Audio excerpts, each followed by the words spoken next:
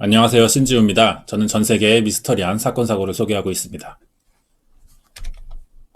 1955년은 충청북도 청주에 천주교 청주교구수녀회가 운영하는 장애인 보호시설입니다. 이곳이 성심맹아원이 설립된 해예요. 대부분의 선진국은 종교단체가 운영하는 사회약자 보호시설이 있습니다. 우리나라는 6.25 전쟁 이후 생기기 시작했는데요. 경제적인 어려움이 생기다 보니 가정에서 아이나 노인을 다 돌보기가 힘들어진 겁니다. 그러자 이 상황을 해결하기 위해 생긴 국가사업의 한 종류로 보여요.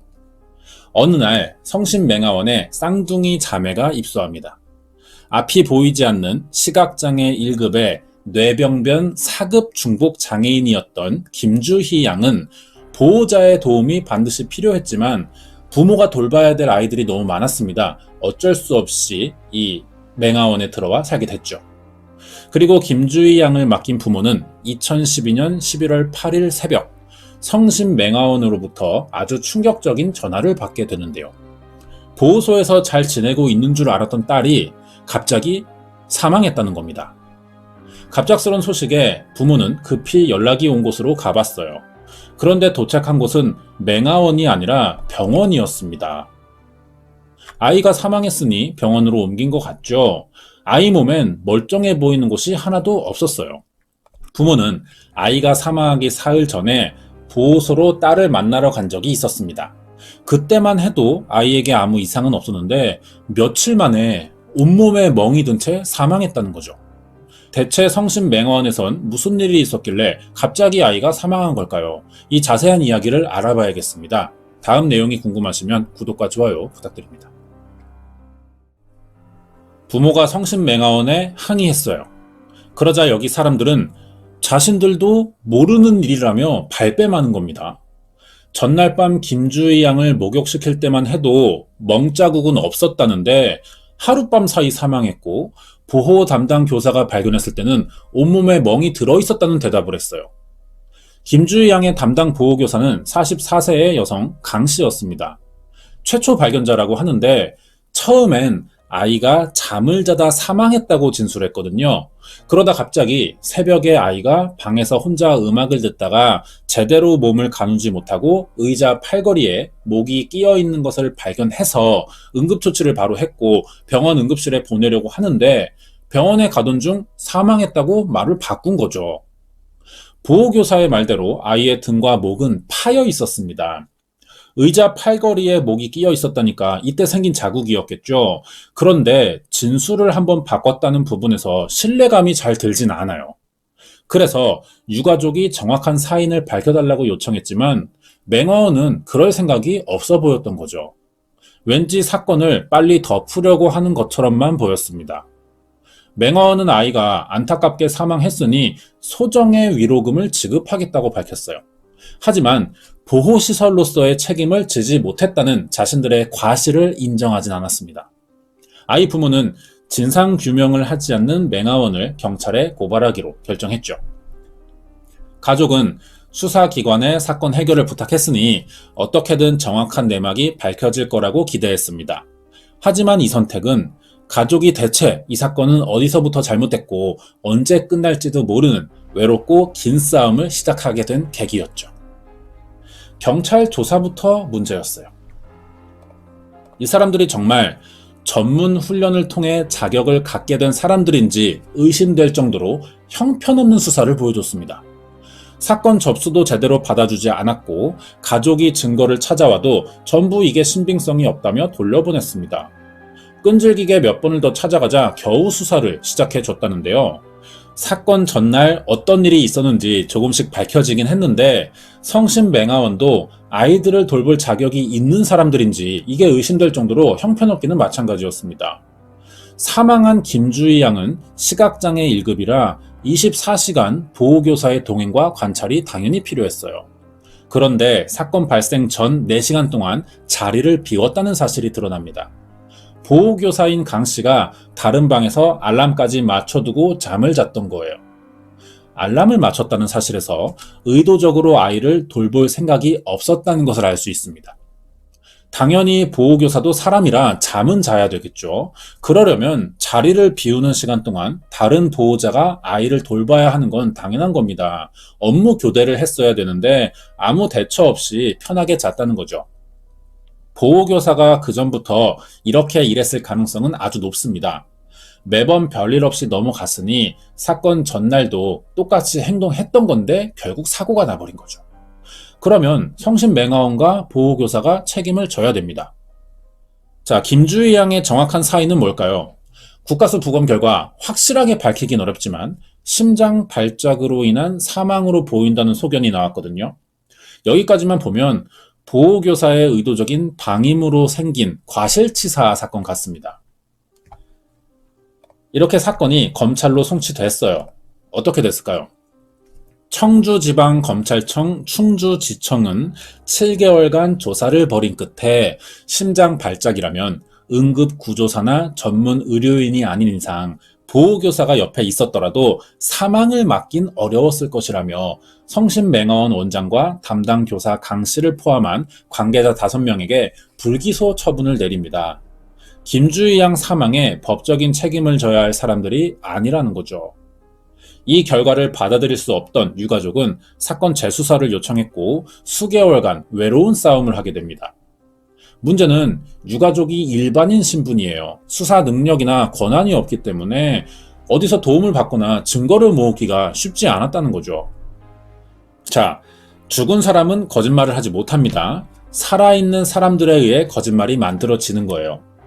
김주희 양의 부검 결과는 심장 발작에 의한 사망이라는 소식이 있었죠. 이 소견이 사실이라면 사건은 더 이상해지는 겁니다. 김주희 양 사망 직후 검안을 한 의사는, 여기서 부검과 검안은 다릅니다.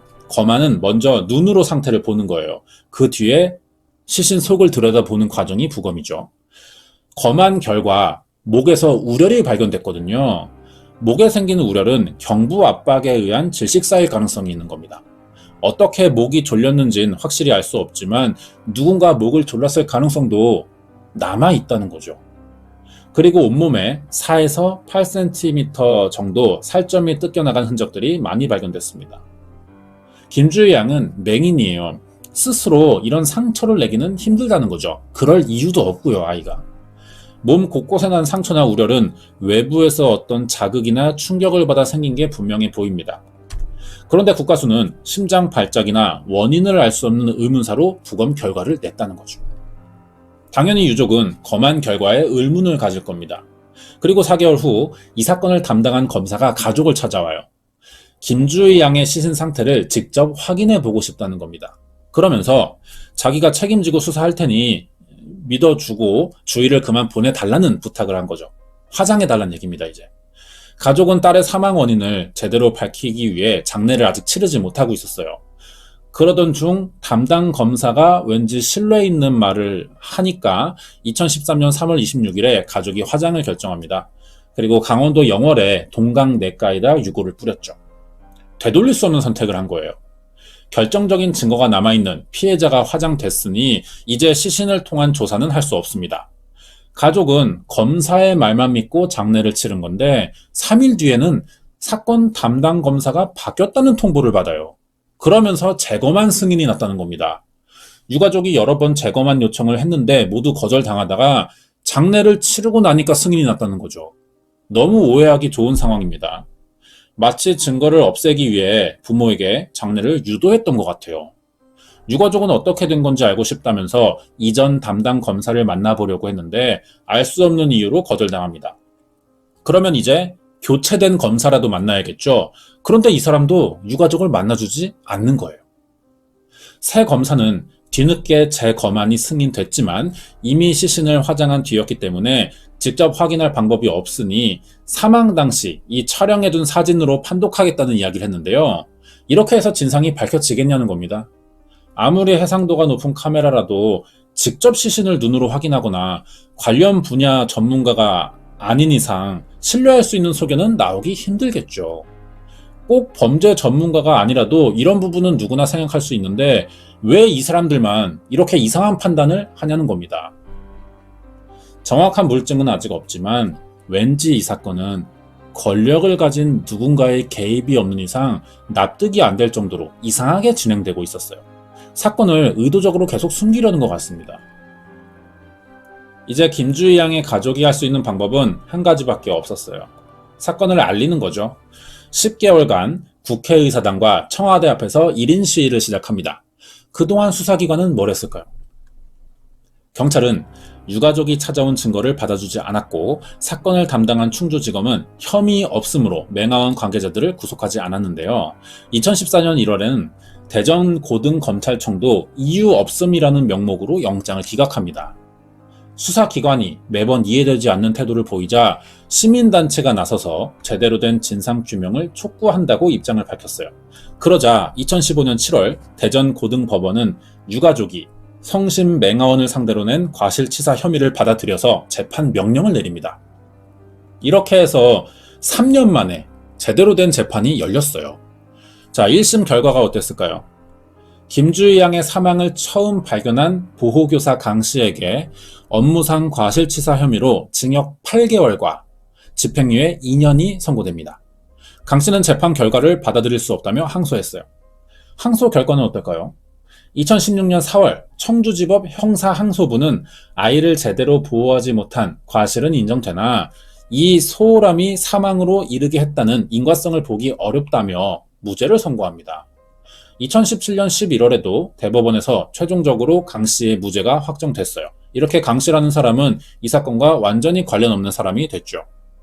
결국 이 사건은 아이 스스로의 과실로 인한 사망이니까 가족이 받아들이라는 겁니다. 대법원까지 가서 나온 판결이에요. 이제 유가족이 형사상의 책임을 물을 수 있는 방법도 없고 그럴 사람도 아무도 없습니다. 사건 이후 맹아원 원장 수녀는 다른 곳으로 전출 갔어요. 근무하던 보호교사들도 퇴사하거나 축소 근무를 하면서 아무도 이 사건에 대한 책임을 지려고 하지 않았습니다. 가해자로 지목됐던 성심 맹아원과 사건 조사를 담당한 경찰 외의 사람들은 대법원에서도 무죄 판결이 나오긴 했지만 아직 풀리지 않는 의문점이 많다고 하는데요. 먼저 사건 발생 전부터 김주희 양과 쌍둥이 자매가 이곳에 들어온 배경을 알아봐야 합니다. 충주 성심 맹아원은 유가족이 살던 곳과 멀리 떨어진 장소에 있지만 정부에서 우수 보호기관으로 표창받은 적도 있었고 우리나라의 인식이 천주교가 유독 이미지가 좋습니다. 그래서 신뢰할 수 있는 기관이라고 부모가 생각했던 거예요. 상담도 받아보니 24시간 3교대로 담당 보호교사가 입소자들을 돌본다길래 믿고 맡긴 거죠. 부모가 계속 가정을 유지하려면 일을 나가야 했습니다. 아이들은 평일에만 보냈고요. 주말엔 다시 집으로 데려왔거든요. 아이들에게 소홀하지도 않았어요. 김주희 양이 뇌전증 증세로 가끔씩 발작 증세를 일으키자 뇌수술을 받은 적이 있습니다. 그 뒤에는 상태가 좋아졌고 가끔씩 조는 것처럼 고개를 숙이는 발작 정도만 있는 상태였죠. 그래서 부모가 안전상의 이유로 안전벨트가 있는 개인 의자를 따로 맞췄어요. 그래서 같이 맹아원에 보냈거든요. 딸이 사망하기 전인 2012년 10월 31일에 맹아원을 찾아간 적이 있고 3일 뒤인 11월 2일에도 방문하겠다고 미리 얘기했지만 맹아원 측은 부모가 너무 극성맞다면서 자신들을 믿는다면 2주에 한 번이나 한 달에 한 번만 와달라며 방문을 거절했다는 거예요. 이건 맹아원의 분명한 과실로 보입니다. 보호소 규정을 보면 초등학생 이하의 입소자는 자주 가정에 갈 수 있도록 집에서 데려가 달라는 조항이 있고요. 김주희 양의 자매는 그중 더 보호자가 필요했는데 면회를 거절한다는 건 이해하기 힘들죠. 유가족은 보호소가 기록한 김주희 양의 맹아원 생활 기록을 어렵게 입수했어요. 사망하기 며칠 전부터 균형을 못 잡고 자주 쓰러지는 모습이 관찰됐다고 합니다. 그런데 이 정황을 가족들에게 말해주지 않았던 거예요. 몸에 난 많은 상처에 대해서도 아무런 설명을 하지 않았습니다. 아무리 보호교사의 관리 감독이 있어도 아이에게 일이 있으면 가족에게 먼저 알리는 게 당연한 건데도 아무것도 하지 않은 거죠. 상처의 원인도 밝히지 못했어요. 아무리 교사도 사람인지라 모든 걸 다 완벽하게 해낼 수 없다는 점은 이해할 수 있습니다. 그런데 김주희 양을 평소 목욕시켜온 교사가 골반에 난 상처 외에 특별한 점은 없다고 기록하면서 다른 부위의 상처를 전혀 못 봤다고 주장하는 점과 허벅지에 난 상처는 배변 문제로 기저귀를 자주 찾기 때문에 기저귀에 달린 벨크로의 마찰로 생겼다고 하는데요. 여기에 법의학자의 생각은 달랐습니다. 보통 벨크로 때문에 상처가 생기진 않고 만약 그런 일로 상처가 났다 하더라도 양쪽 허벅지 부분에 같은 상처가 생겨야 하는데 김주희 양은 한쪽에만 상처가 있다는 거죠. 그렇기 때문에 맹아원 측의 주장은 신빙성이 떨어진다는 겁니다.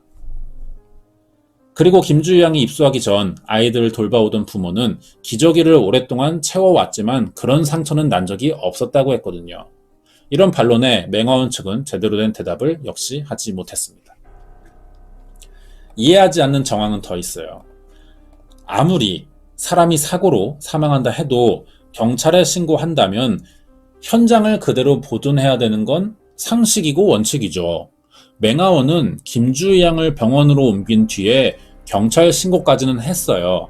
하지만 경찰이 와보니 이미 현장은 정리되어 있었고 다른 교사와 원생들이 이 방을 사용하고 있었다는 겁니다. 사람이 죽었으니 크게 당황하면 평상시에 할 수 있는 생각이 제대로 되지 않을 수도 있어요. 실수였을지도 모르는 거죠. 아니면 맹아원의 주장대로 김주희 양이 발작으로 사망해서 이미 손 쓸 수는 없는 상황이라 경찰 조사까지는 필요 없을 거라고 생각했을지도 모릅니다. 여러 가지 이유 중 하나였겠지만 어느 쪽도 쉽게 납득되는 판단은 아니라고 생각돼요.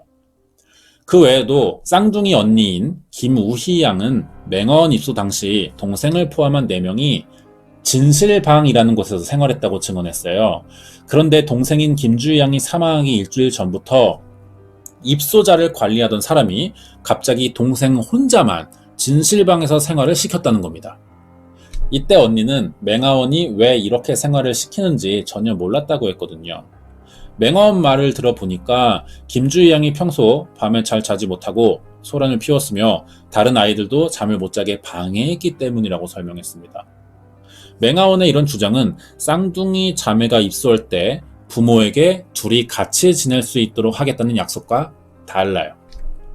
같이 지내게 했었겠지만 처음엔 나중에 문제가 생기면서 급히 조치를 한 걸 수도 있습니다. 그러자니 맹아원의 입소 전후 태도가 너무 다르니까 의심해 볼 수밖에 없는 거죠. 사고를 대하는 맹아원의 모순은 사건을 회피하려는 핑계처럼 보입니다. 그렇지만 수사기관이 보여준 행동에도 의문점이 많다는 거예요. 김주희 양 몸에서 발견된 여러 상처와 경부 압박의 흔적이 있었는데도 먼저 발표한 심장 발작과는 관련이 없다고 주장하는 점과 사망 원인도 일관되지 못하고 여러 번 입장이 바뀌었다는 거죠. 이건 검찰 조사 과정에서도 인정된 부분이었습니다. 재검안 시 밝힌 사망 원인도 납득되지 않기는 마찬가지예요. 아까 말한 대로 재검안은 사건을 처음 담당한 검사가 김주희 양을 이제 그만 화장해달라는 말을 하면서 유족이 믿고 장례를 치러준 탓에 직접 부검이 아니라 사건 직후 촬영된 사진으로만 진행됐었죠. 당연히 정확도는 떨어질 수밖에 없습니다. 결국 사진으로 판독해본 결과 돌발성 간질로 인한 급사로 판단됐거든요. 그래서 보호소에 응급구조사가 조치를 취해도 손을 쓸 수 없으니 보호교사에겐 혐의가 없다고 본 겁니다. 여기에 신경과 의사들은 간질로 인한 급사가 아동에겐 거의 발생하지 않으며 20대 중반에서 30대 후반 사이에 주로 일어나는 현상이기 때문에 검찰의 판단을 신뢰할 수 없다고 말한 적이 있어요. 당연히 드물긴 하겠지만 뇌전증을 앓는 아동이 갑자기 발작으로 사망하는 경우가 있긴 합니다. 이미 김주희 양은 화장됐기 때문에 사진으로만 검안을 할 수밖에 없으니 정확도가 떨어진다는 점을 감안해 봐도 검찰과 경찰이 다른 가능성은 따져보지 않고 너무 쉽게 결론을 내리려는 것처럼 보인다는 거죠. 마지막으로 수사기관은 담당 교사인 강 씨의 진술의 신빙성을 따져보지 않고 그대로 다 믿었다는 겁니다. 강 씨는 사건 당일 김주희 양이 새벽에 잠을 자지 않아서 따로 방에 옮긴 다음 의자에 앉히고 잠들 때까지 기다렸다고 했어요. 그러다 옆방에 우는 소리가 들려서 잠깐 건너갔고 거기서 깜빡 잠이 들었는데 알람 소리에 깨서 다시 김주희 양이 있는 방으로 갔더니 이미 의자에 기괴한 자세로 앉아서 사망해 있었다고 진술했거든요. 이 주장에는 의심할 부분이 너무 많습니다. 핸드폰에 설정된 알람 소리를 듣고 깼다는 말은요, 이날만 알람을 설정했었거나 평소 그 시간에 항상 알람을 울리도록 설정한 두 가지 중 하나일 겁니다. 강 씨는 24시간 3교대로 일하는 보호교사예요. 진술을 보면 다른 방에 갔다는 말이 있으니 출근 알람이 아니라 근무 시간 도중에 울렸던 겁니다. 왜 근무 시간에 알람을 맞춰야 했었냐는 거죠. 아이들이 잠들 시간에 벌어진 일이라 시간 맞춰 먹일 약은 없었을 겁니다. 이런 건 다 기록에 의해 알 수 있는 부분일 거예요. 내릴 수 있는 결론은 하나입니다. 자려고 알람을 맞춰둔 거죠. 사건 당일만 알람을 설정했다면 그 시간에 잘 생각을 했다는 뜻이고, 평소 그 시간마다 알람이 울려왔던 거라면 이 사람은 항상 그 시간마다 잤다는 이야기죠. 둘 중 어느 쪽이라도 보호교사로서 책임을 지지 않았다는 뜻입니다. 강 씨의 주장으로 봤을 때 잠시 동안은 신경 쓰지 않아도 별일 없을 거라 생각했던 것 같아요. 문제가 생기면 아이가 먼저 어떤 소리를 내거나 부를 거라고 생각했었겠죠. 이렇게 일해왔던 것 같습니다. 하지만 간질 증상이 있는 아이를 혼자 방에 두고 몇 시간 동안 자리를 비웠다는 건 확실히 보호교사로서 자질에 심각한 문제가 있는 거죠. 가장 결정적인 증거가 될 김주희 양이 화장됐으니 이제 와서 다시 사건 진위를 확인할 수는 없고요. 가해자로 지목됐던 성심맹아원과 담당 교사인 강 씨가 대법원에서 최종 무죄 판결을 받았어요. 더 이상 죄를 물을 사람은 이제 없습니다. 여전히 의문점이 많은 사건인데도 책임질 사람은 없다는 거죠. 결국 김주희 양의 가족이 억울하겠지만 받아들이라는 상황밖에 되지 않는 거예요. 억울한 일이 있으면 진상을 밝혀주는 게 수사기관이고 보상을 받을 수 있도록 도와주는 게 법인데 이게 둘 다 작동되지 않는 사건이었던 거죠. 현재 성심맹아원은 형사상 무죄로 확정됐지만 유족은 아직 민사소송을 진행하는 중입니다. 하지만 현실적으로 해결이 쉽지는 않아 보여요. 준비한 내용은 여기까지입니다. 끝까지 봐주셔서 감사드리고요. 이번 이야기는 2012년에 일어난 충주 성심맹아원 의문사 사건 파일이었습니다.